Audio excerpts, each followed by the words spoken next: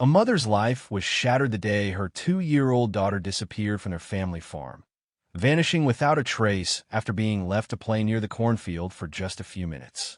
For years, the farming family mourned, never knowing what had happened, while the mother struggled to forgive herself for leaving her daughter unattended.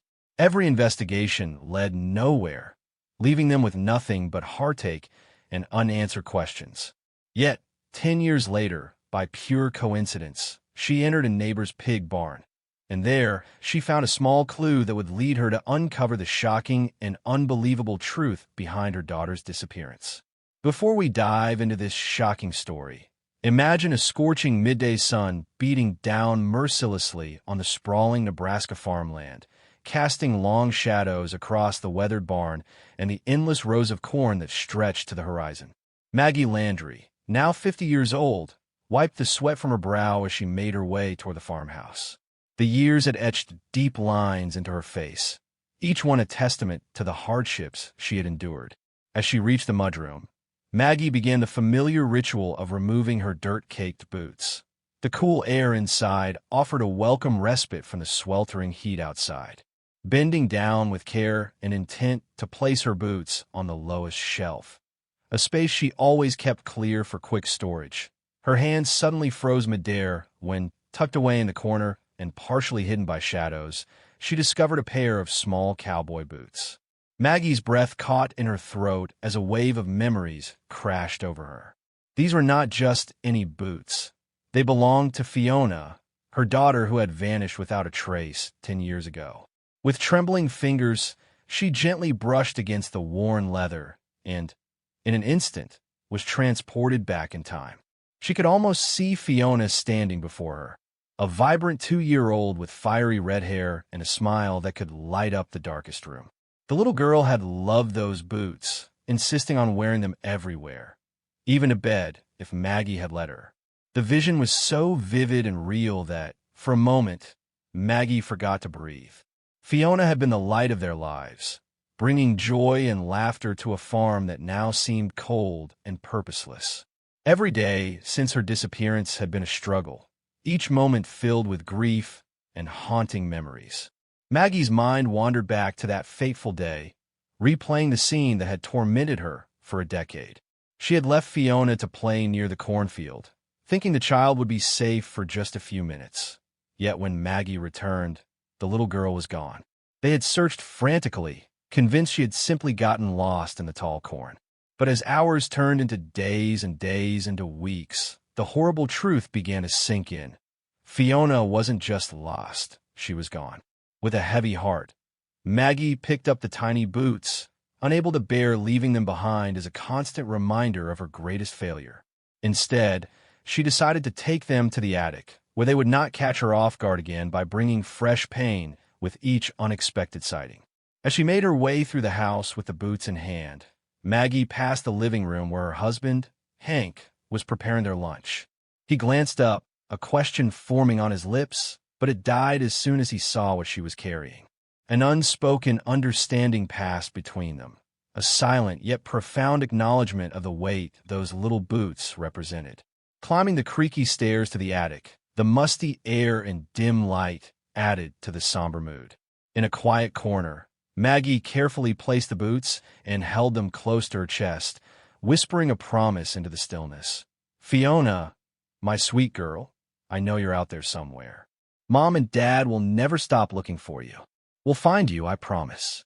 With trembling hands, she gently set the boots down, turned away, and descended the stairs, trying to steady herself for the rest of the day, knowing that the ghost of her missing daughter would haunt her every step. Returning to the living room where Hank waited at the table, the aroma of freshly prepared food filled the air, though neither felt much like eating. Sliding into her chair, Maggie met Hank's eyes, and the years of shared grief had created a silent language between them. "I'm sorry, Hank," she said softly, gesturing at the spread before them. "You went to all this trouble, but I just don't have an appetite anymore. Maybe we can save it for dinner." Hank nodded in understanding, pushing his own plate away as the food barely touched him. For a moment, they sat in silence, the weight of their loss hanging heavily between them. Finally, Hank cleared his throat his voice hesitant as he broached the subject they both dreaded and clung to in equal measure. "Have you heard anything from the investigators? Any new clues about Fiona?" Maggie's heart constricted at the question, and she wondered how many times they had asked each other over the years, only for hope to flare and then be extinguished by another dead end. Shaking her head slowly in a barely audible whisper, she replied, "No, nothing new. I called the police department yesterday, but it's the same old story. No leads, no updates, no clues." She paused, the bitterness of those words lingering as she added, "They're not even updating us as frequently anymore. I think they might be giving up." Tears welled up in her eyes as she blinked rapidly, trying to hold them back. "Do you think we'll ever find her, Hank? Is she really out there somewhere?" Hank reached across the table, taking her hand in his with a firm, reassuring grip, his own eyes glistening with unshed tears. "We'll find her, Maggie. She's out there somewhere, and we won't stop looking, never." They sat in silence for a few more moments, neither touching the food. Eventually, Hank stood up and began clearing the plates. "Maybe we should cut our break short," he suggested. "There's still plenty of work to be done, and it might help to keep busy." Maggie nodded in agreement. "You're right. What did you have in mind?" "I need to clean out the barn." Hank replied that he could use an extra pair of hands if she was free, but Maggie shook her head. "I wish I could help, but I've got to deliver those hay bales to the neighboring farms. They've been waiting since morning, and I don't want to keep them any longer." Hank understood, and together they moved toward the door, each preparing to lose themselves in the familiar routines of farm work, hoping to find some respite from the grief that never truly left them. Stepping out into the harsh sunlight, Maggie couldn't help but cast one last glance back at the house, where somewhere in the attic, the pair of tiny cowboy boots sat as a silent testimony to their enduring hope and unending sorrow. The old pickup truck rumbled down the dusty country road, its bed laden with hay bales. Maggie gripped the steering wheel tightly, her knuckles white with tension, having already made several deliveries that served as welcome distraction from the tumultuous emotions stirred by finding Fiona's boots. As she approached her final destination, the Becca family farm, a familiar knot of anxiety formed in her stomach. She hoped against hope that Clay Becker wouldn't be there to receive the delivery. Perhaps one of his farm hands would handle it instead. The bitter blood between their families ran deep, a conflict that had begun years ago when Maggie's parents still ran the farm. Despite the animosity, the Beckers still ordered hay from the land, and neither Maggie nor Hank were stubborn enough to refuse the business. Deep down, Maggie harbored a faint hope that one day they might mend fences and put the old quarrel to rest. Cresting a small hill, the Becca farmhouse came into view, and Maggie's heart sank as she spotted a figure standing in the yard. Unmistakably Clay Becker. Taking a deep breath to steel herself for the uncomfortable interaction ahead, she pulled up to the barn, cut the engine, and climbed out of the truck. There, Clay stood with his face set in a scowl that seemed permanently etched into his features. "Hello, Clay," Maggie said, forcing a polite tone. Clay's response was curt, barely more than a grunt. "Hello." Together, they worked in intense silence to unload the hay bales and stack them in the barn. The air between them was thick with unspoken hostility, making even the simple task feel like an eternity. When they finished, Maggie wiped the sweat from her brow and turned to Clay. "I'll send the invoice over later today," she said, to which Clay merely nodded and turned away without so much as a word of thanks. Maggie watched him go, a mixture of frustration and sadness washing over her. She knew Clay resented having to rely on their hay, and his stubborn refusal to even attempt civility grated on her nerves. Yet despite everything, the Beckers still needed them, and that small fact was something to hold on to. As Maggie approached her truck to leave the Becca farm behind, a sudden commotion caught her attention. A small pink blur darted past her, accompanied by a chorus of startled squeals. Instinctively, she turned to see a young pig racing across the farmyard, clearly having escaped from its pen. Without hesitation, Maggie sprang into action. Years of farm life had honed her reflexes, and she quickly gave chase to the runaway animal. Although the pig was small, It was surprisingly quick, leading Maggie on a brief but energetic pursuit around the barn. Finally, after several moments of zigzagging, the little pig seemed to tire. It slowed down just enough for Maggie to catch up and scoop it into her arms. The animal squirmed briefly before settling, seemingly resigned to its capture. Standing there, slightly out of breath and holding the pig while scanning the surroundings, Maggie called out, "Clay, anyone?" But no response came. The farm was eerily quiet, with no sign of Clay or any of his workers. A frown creased Maggie's forehead. This was not like Clay, who was usually so meticulous with his livestock. The idea of an animal escaping unnoticed struck her as odd. Still holding the pig, Maggie began to walk toward where she believed the pig enclosures might be. Over the years, she had gained a general understanding of the layout of the Becca farm, even though she had never had reason to explore it thoroughly.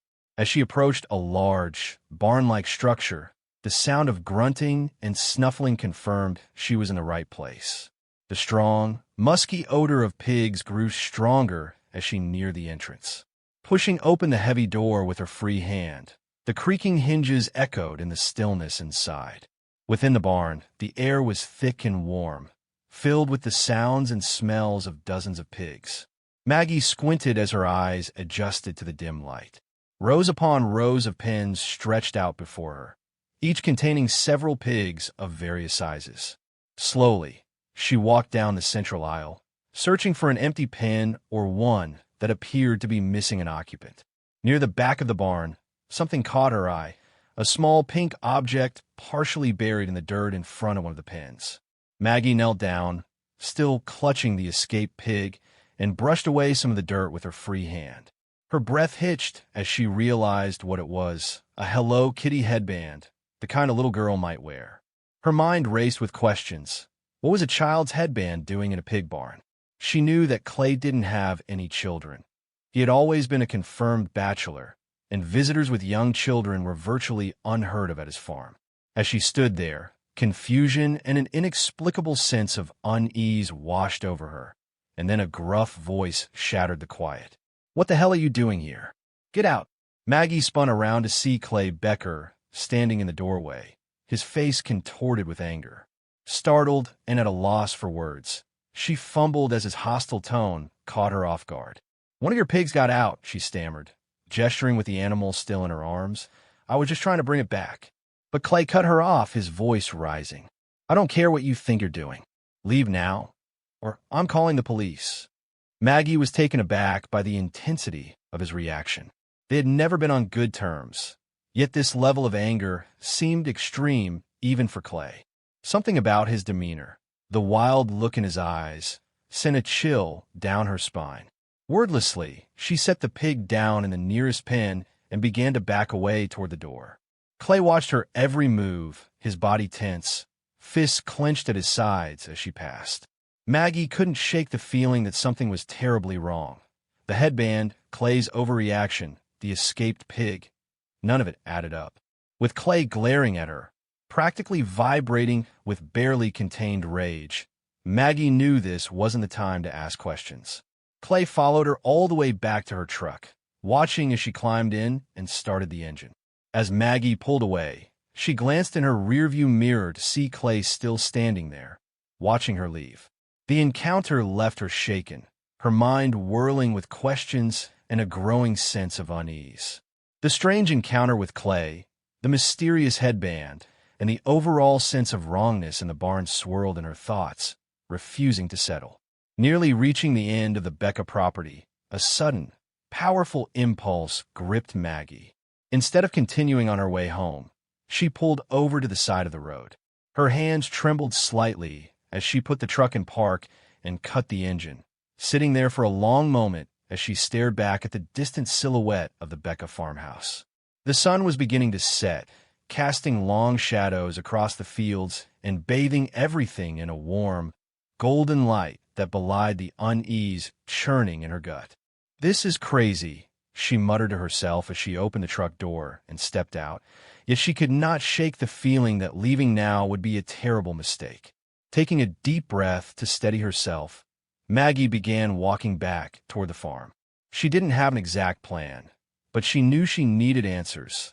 The decades-long feud between their families now seemed trivial in the face of what she had just experienced. As she approached the farmhouse, she saw Clay emerge from the barn, wiping his hands on a rag. He froze when he spotted her, his face darkening with anger once more. "I thought I told you to leave," he growled as Maggie drew near. Undeterred, Maggie held up her hands in a placating gesture.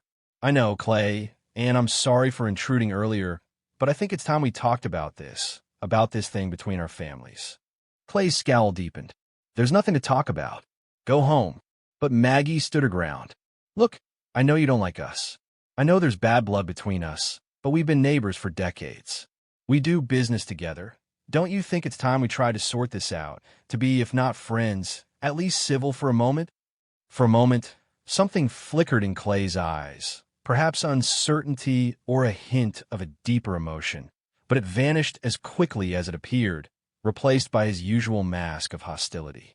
"It's fine how it is," he said flatly. "I don't need new friends now. If you'll excuse me, I have work to do." He turned to walk away. Maggie felt frustration rising within her. She extended an olive branch, only to have Clay almost slap it away. But as he was about to disappear back into the barn, a thought struck her. "Hey, Clay," she called out. He paused, looking back at her with obvious irritation. "I didn't know you had a child, a girl, right? Congratulations." The effect of her words was immediate and startling. Clay seemed to freeze in place, his face draining of color before flushing a deep, angry red. For a moment, Maggie thought he might explode with rage, but then, with visible effort, Clay composed himself. When he spoke, his voice was tightly controlled. "I don't have a child," he said curtly. "Now, please leave my property." Stunned into silence, Maggie could only wonder. If Clay didn't have a child, then whose headband was that in the barn? Why had he reacted so strongly to her assumption? As Clay disappeared into the barn and slammed the door behind him, Maggie slowly made her way back to her truck, her mind racing with questions. Clay's reaction had been far too extreme for a simple misunderstanding. There was something he was hiding, something to do with a child, a girl. Climbing back in her truck and starting the engine, Maggie couldn't shake the feeling that she had stumbled upon something far more sinister than she had initially thought. The pieces didn't fit together yet, but she knew one thing for certain. She couldn't let this go. Whatever secret Clay was keeping, she was determined to uncover it. With one last glance at the Becca farm in her rearview mirror, Maggie pulled back onto the road, her heart pounding and her palms sweaty on the steering wheel. Unsure of her next move, but unwilling to face this alone, she knew it was time to talk to Hank. Together, maybe they could make sense of this unsettling puzzle and finally find the answers they had been seeking for so long. The truck's tires crunched on the gravel as Maggie drove away from the Becca farm, her mind a whirlwind of confusion and growing suspicion. Every detail of the encounter with Clay replayed in her head, each moment seeming more significant with every passing second as she navigated the familiar country roads. Her thoughts drifted back to the pink Hello Kitty headband she had found in the pig barn, a stark, incongruous item in that setting. And Clay's reaction to her mention of a child had been nothing short of alarming. Suddenly, a thought struck Maggie with such force that she instinctively slammed on the brakes, bringing the truck to a jarring halt in the middle of a deserted road. Her heart began to race as a long-buried memory surfaced. "Headband," she whispered to herself, her voice trembling as she recalled the sight of Fiona, her precious little girl, wearing a white headband. Fiona never had the pink Hello Kitty headband. It was white, a cherished gift from her grandmother, which she had loved and worn almost every day before she disappeared. How could Maggie have forgotten such a detail? She shook her head, trying to clear her thoughts. No, it couldn't be. It was too far-fetched, too coincidental. For so long, she had focused on trying to move forward, pushing aside many memories of Fiona.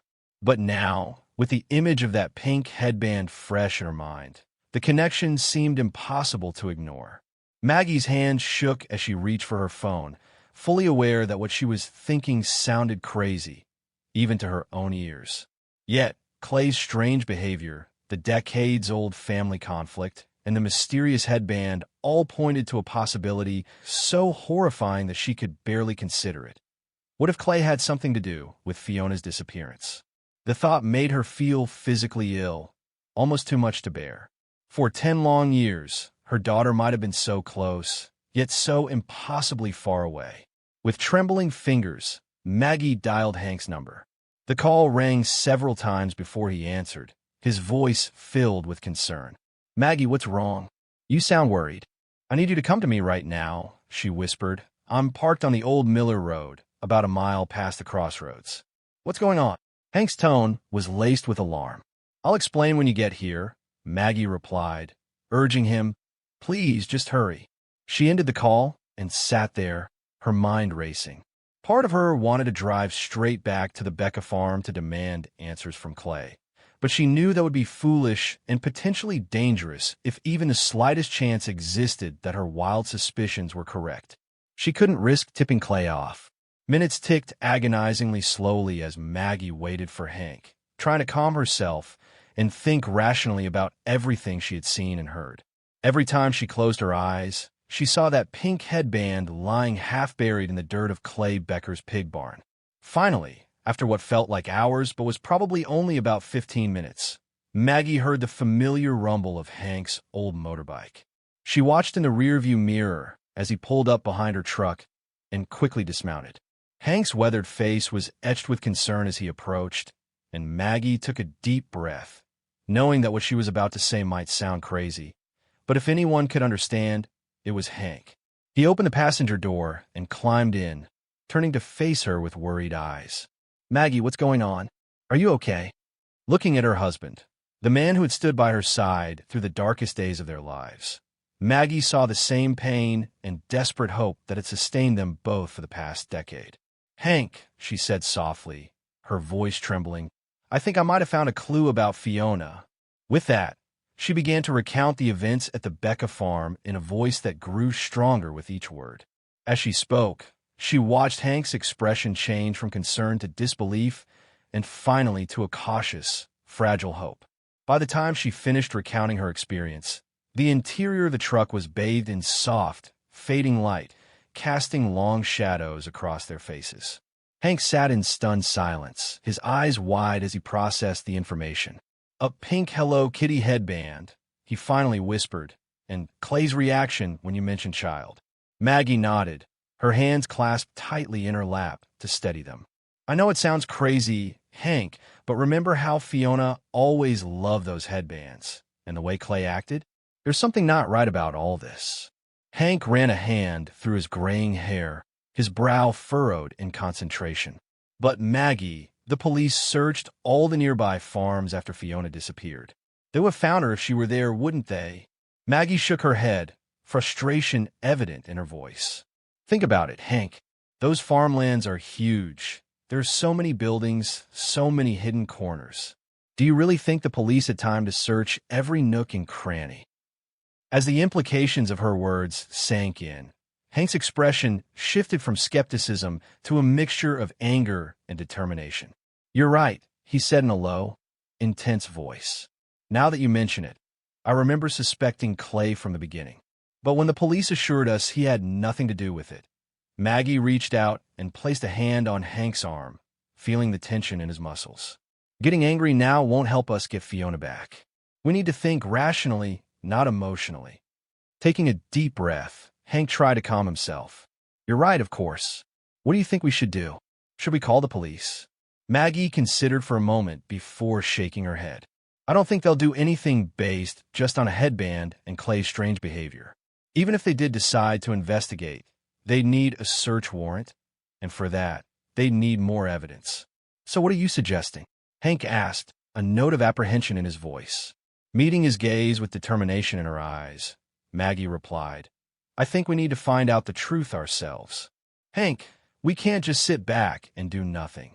Not when there's even the slightest chance that Fiona might be there." Hank was silent for a long moment, weighing her words, before finally speaking in a voice filled with a mixture of fear and resolve. "Are you sure about this, Maggie? What if we're wrong? What if we're just seeing what we want to see?" Understanding his hesitation, Maggie softly responded, I know it sounds crazy, but my gut is telling me something isn't right here. Even if there's just a tiny chance, don't we owe it to Fiona to try?" Hank looked at her for a long moment before slowly nodding. "You're right. If there's even the slightest possibility that our little girl is there, we have to do something." As the last rays of sunlight disappeared below the horizon, Maggie and Hank sat together in the truck, formulating a plan. They knew the risks were high, that they might be setting themselves up for another heartbreak. But the possibility of finding Fiona and finally bringing their daughter home after all these years was too powerful to ignore. With darkness falling over the Nebraska countryside, two desperate parents prepared to take matters into their own hands, driven by a desperate hope and an unshakable love for their lost child. The headlights of Maggie's truck cut through the darkness, illuminating the empty country road ahead. Both were tense, the weight of what they were about to do pressing heavily on their shoulders as they approached the turnoff to Clay's property. Maggie killed the headlights and slowly coasted to a stop, parking the truck behind a thick cluster of trees that would hide it from view for a moment. They sat in silence, the enormity of their decision sinking in. "Are you sure about this?" Hank asked one last time in a voice barely above a whisper. Maggie nodded, her face set with determination. "We have to know, Hank. We can't walk away from this." Taking a deep breath, they exited the truck and began making their way toward the farm on foot. The nearly full moon cast an eerie silver light over the landscape, creating deep shadows that seemed to shift and move as they walked. As they neared the edge of Clay's property, Hank suddenly grabbed Maggie's arm and pulled her to a stop. "Wait," he whispered urgently. "I have an idea."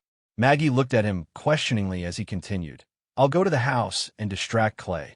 I'll tell him I need to discuss the next hay delivery or some invoices while I keep him busy. You can search around the farm." Maggie considered the plan for a moment before nodding in agreement. It was risky, but it gave him the best chance of searching without being caught. They crept closer to the farmhouse, staying low and using the shadows for cover.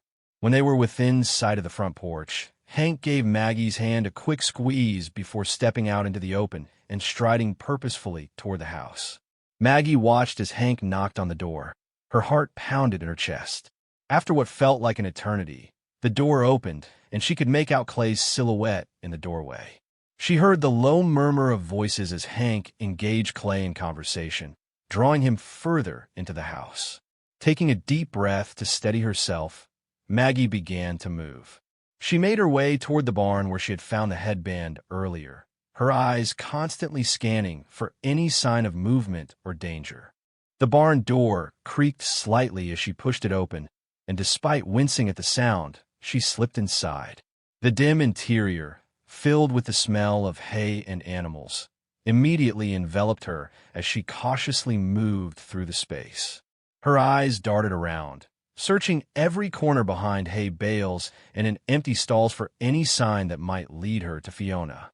With her heart racing and hope mingling with fear, she whispered softly, "Fiona, Fiona, are you here?"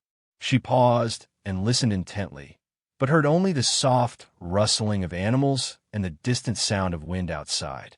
Moving deeper into the barn, Maggie approached the area where she had found the headband earlier. She scanned the ground, hoping to find it again, but it was gone. Had Clay removed it after her earlier visit? Just as she was about to move on, a faint sound caught her attention. It was so quiet she almost thought she had imagined it, but then she heard it again, a soft, muffled voice. "Help. Hello, I'm here." Maggie's breath caught in her throat. The voice was coming from the direction of the pig enclosures. With trembling legs, she made her way toward the sound, her heart pounding so loudly she was sure it would give her away. As she approached one of the pig cages, the voice grew slightly louder. Maggie climbed onto the edge of the enclosure and peered inside. What she saw made her entire body freeze in shock. There, in the corner of the cage among the pigs, was a small figure, a little girl, one arm chained to a pole, her body covered in dirt and grime. Even through the filth, Maggie could see the unmistakable red hair. For a moment, she couldn't breathe. Blinking rapidly, convinced she must be hallucinating, Maggie's shaking voice whispered, "Fiona, is that you? Who did this to you?" The little girl looked up, her eyes wide with fear, and did not answer, seeming too scared to speak. Maggie's mind raced. She needed to get help to free Fiona. With trembling hands, she pulled out her phone and dialed 911. When the dispatcher answered, Maggie's words tumbled out in a rush. "Please, I need help. I found my daughter. She's been missing for 10 years. She's locked in a pig cage at the Becca farm. Please send someone quickly." The dispatcher assured her that officers were on their way, yet every second felt like an eternity as Maggie stayed by the cage. Speaking softly to Fiona, she assured her that help was coming and that everything would be okay.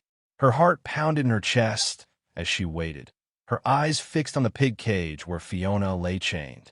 The silence in the barn was broken only by the soft grunting of pigs and her own ragged breathing as she silently prayed that help would arrive before Clay discovered her presence.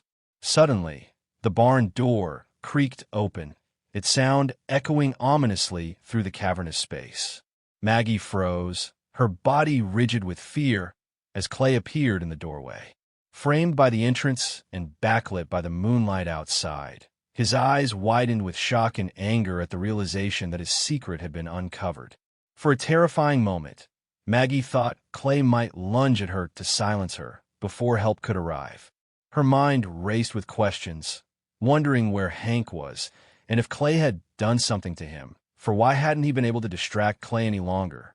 The questions swirled in her mind, adding to her fear, but then the blessed sound of approaching sirens cut through the night air. Clay's head snapped toward the sound, panic replacing the anger on his face.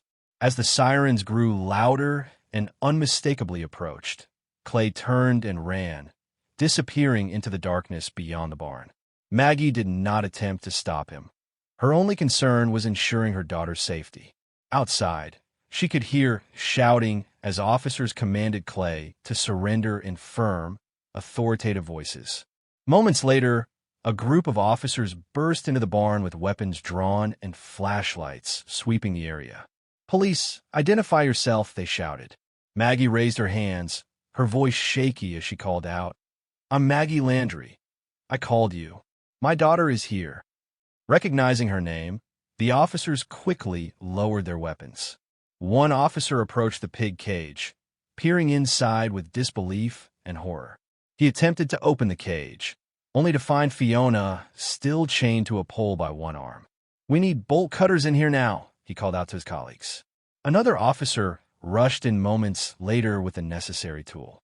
Maggie watched her heart break as the officer climbed into the cage and began working on the chain. "It's okay, sweetheart," the officer murmured softly to Fiona. "We're here to help you. You're safe now." Maggie could hear her daughter's quiet sobs, a sound that tore at her very soul. After what felt like an eternity, the officer emerged from the cage, carrying Fiona in his arms.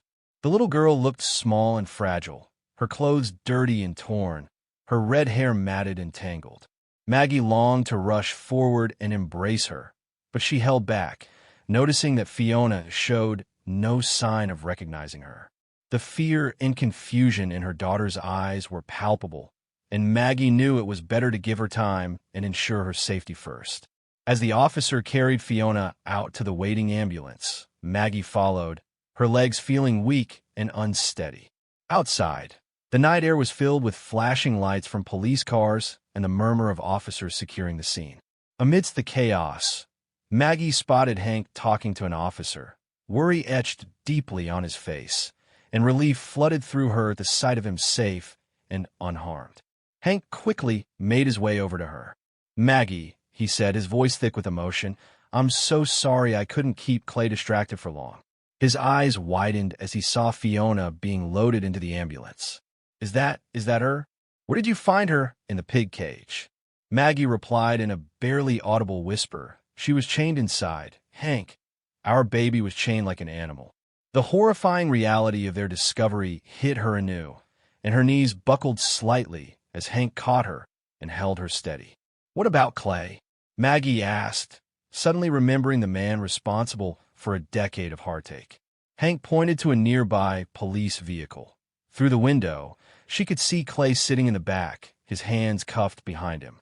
A wave of relief washed over her, knowing he had been caught and would face justice for his crimes. An officer then approached the couple with a somber expression. "Mr. and Mrs. Landry, we're taking your daughter to the hospital for a thorough checkup to ensure her safety. Would you like to follow in one of our vehicles?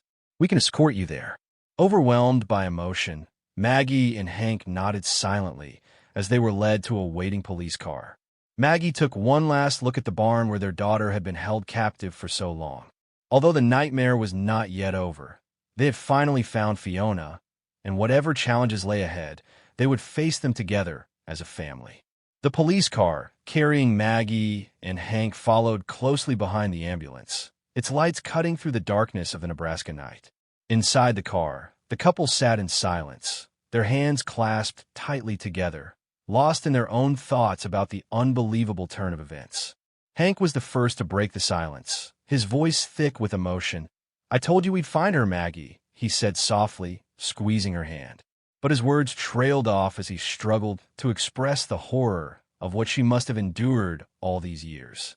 "It breaks my heart to think about it," he continued. Maggie nodded, her thoughts a whirlwind of joy at finding Fiona alive and anguish at the suffering she must have endured. "We have her back now," she whispered, more to herself than to Hank. "That's what matters. We'll help her through this, whatever it takes." The rest of the drive passed in contemplative silence, both parents absorbed in their own worries about the road ahead. The flashing lights of the ambulance in front of them served as a constant reminder of the fragile state their daughter was in. Upon arrival at the hospital, they watched as Fiona was quickly whisked away on a gurney, surrounded by medical staff. An officer gently placed a hand on Maggie's shoulder as she moved to follow.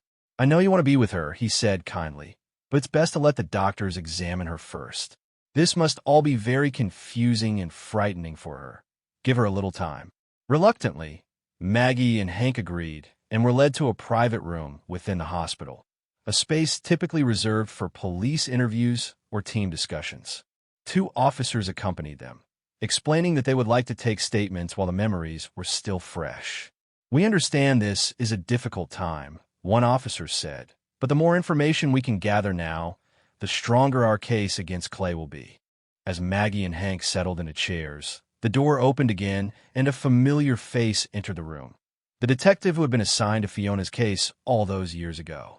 The police had clearly called him in because of his extensive knowledge of the case. "Mr. and Mrs. Landry," the detective said, his voice filled with a mixture of relief and regret. "I can't tell you how glad I am that we found her. I just wish we could have found her sooner."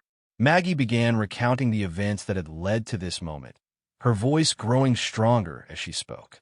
She told him about finding the headband in Clay's barn, the nagging feeling that something wasn't right, and Clay's suspicious behavior when she mentioned a child. She detailed their family's long history of conflict with the Beckers, a history of land disputes, arguments at town meetings, and cold shoulders at county fairs that now took on a new, sinister significance. The officers diligently noted every detail, occasionally asking for clarification or additional information. When Maggie finished her account, she looked at the detective, confusion and anger warring in her eyes. "I just don't understand," she said. "How could Clay do such a horrible thing? What could possibly drive a person to steal a child and keep her locked up for 10 years? Hank leaned forward, his face a mask of disbelief and anguish. "We knew about the family conflict, the tension between us and the Beckers. But I never in my wildest nightmares imagined it could lead to something like this. How could anyone twist a petty feud into justification for stealing a child?" Maggie reached out and squeezed Hank's hand, her eyes filling with tears as she whispered, "All those times we saw Clay in town or at the market, he knew where our little girl was, and he just went on with his life as if nothing was wrong." The detective nodded solemnly, understanding their struggle to reconcile past grievances with the horrific reality they now faced. Sometimes people can justify the most terrible actions to themselves, especially when there's a history of conflict, he said gently. "But I want you both to know, nothing, no land dispute, no family feud could ever justify what Clay did. This is on him, not on you." Hank's jaw clenched as he fought to control his emotions. I just wish we had known. If we had any idea that our disagreements could lead to this, we would have done anything to make peace, to protect Fiona. The detective exchanged a glance with his colleagues before continuing. Clay has been surprisingly cooperative since his arrest. He has already confessed to much of what happened. I think he knew it was over the moment we found Fiona. The officer went on to reveal Clay's account of events, his words sending chills down Maggie and Hank's spines. On the day Fiona disappeared, when she had wandered on a Clay's property lost and seeking help instead of returning to her parents, Clay had seen an opportunity for revenge over old land disputes between their families. He initially planned to keep her for just a few days, but as days turned into weeks, he decided he would never let her go. He had even considered taking her life at one point. Maggie gasped, her hand flying to her mouth in horror. Hank's face hardened as he listened, his jaw clenching. Clay confessed that over the years, he did terrible things to Fiona, the detective said, struggling with the information. I won't go into details now, but we'll need to discuss it eventually to build our case. When the officer offered them a brief respite, Maggie and Hank declined. They were determined to hear the full truth, no matter how painful it might be. The officer explained that for the past few months, Fiona had been kept in the pig barn as punishment for what Clay termed disobedience. He said she wasn't listening to him anymore, so he decided to teach her a lesson. The detective's voice, filled with disgust, added, "Hank, why didn't you find her when you searched the properties after she disappeared? Surely you must have looked in that barn." The detective sighed heavily. "We did search the properties, including Clay's farm, but he must have hidden her somewhere else. You have to understand, the farmland is vast. There are so many buildings, so many possible hiding places. It's not an excuse, but it does help explain why we missed her." Finally, Hank asked the question burning in both their minds. Will he face justice for this? Do you have enough evidence to ensure that monster never sees the light of day again? The detective's face hardened with determination. With Clay's confession and the overwhelming evidence we've gathered, I can assure you he'll most likely spend the rest of his life in prison. We'll make sure of it. As the interview wound down, Maggie and Hank sat in stunned silence, trying to process everything they had learned. The nightmare of the past 10 years suddenly felt both distant and incredibly immediate. They had found their daughter, but the road ahead was far from easy. As they absorbed the horrifying details of Fiona's ordeal, a nurse entered the interview room softly.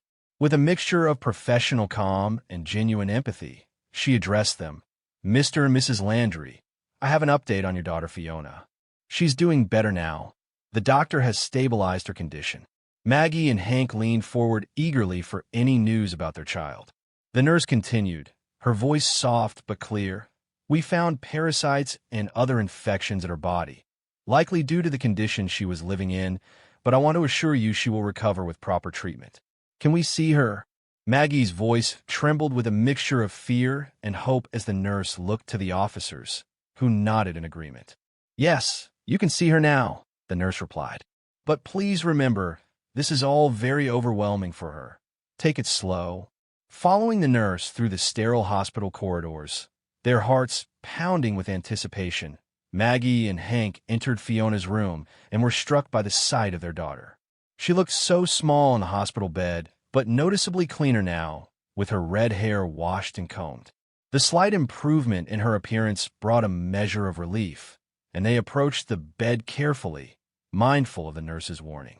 "Fiona," Maggie said softly, her voice filled with love and concern. "We're your parents. Do you remember us?" Fiona looked at them, her eyes wide and uncertain. After a moment, she shook her head slightly and whispered, "I don't remember my parents." The words hit Maggie and Hank like a physical blow, but they forced themselves to remain calm. "That's okay, sweetheart," Hank said gently. "We'll figure this out together." Fighting back tears, Maggie tried a different approach. "Fiona, do you remember anything from when you were little, before Clay's farm? We used to have a German Shepherd dog when you were about 2. Do you remember him?" Fiona's brow furrowed in concentration, and after a long moment she hesitantly replied, I think I remember a dog, but it's not clear, just little bits of memory." Though the recollection was vague, it filled Maggie and Hank with hope. However, their joy was short-lived as Fiona's next words shattered their hearts all over again. "What did I do wrong?" Fiona asked in a small, frightened voice. "Why was I locked up?" "Clay said I deserved it," Fiona continued. "He said it was my family's fault." Maggie felt a surge of fury at Clay's cruel lies. Taking a deep breath to calm herself, she spoke tenderly. "Oh, Fiona, you did nothing wrong. Nothing at all. Clay is a very sick person who hurt you terribly, but you didn't deserve any of this. None of it was your fault." Hank nodded in agreement. "You're safe now," he added softly. "You'll never have to live in fear again. We're here for you, and we'll do whatever it takes to help you."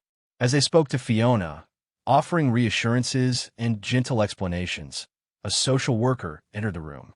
Introducing herself, she explained that she was there to help them navigate the complex situation they now faced.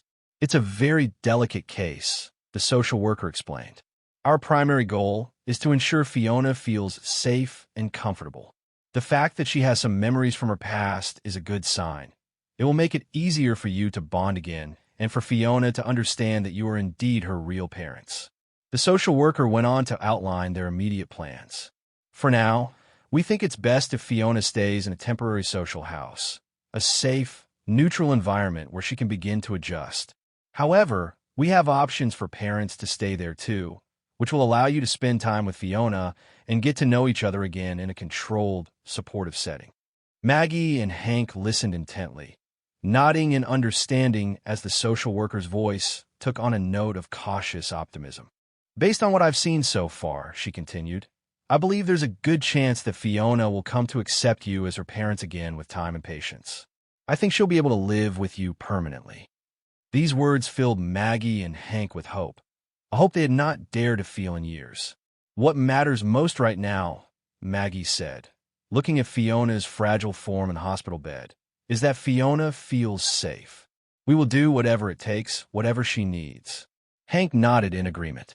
"We've waited 10 years to find her," he said, his voice rough with emotion. "We can be patient now. We'll take it one day at a time." As they sat with Fiona, holding her tiny hands and offering gentle words of comfort, Maggie and Hank became acutely aware of the long, challenging journey that lay ahead. There would be legal battles as Clay's case moved through the justice system, difficult times as Fiona struggled to overcome her trauma and adjust to her new reality, and countless emotional hurdles along the way. Yet for the first time in a decade, they could see a future filled with hope. They had found their daughter against all odds, and they were determined to help her heal and thrive. As the first light of dawn began to filter through the hospital room window, Maggie and Hank silently renewed their commitment to their daughter and to each other. The story was not over. In many ways, it was just beginning, but whatever challenges lay ahead, they would face them together as a reunited family filled with love, patience, and unwavering support, determined to help Fiona reclaim the life that had been stolen from her, one day at a time.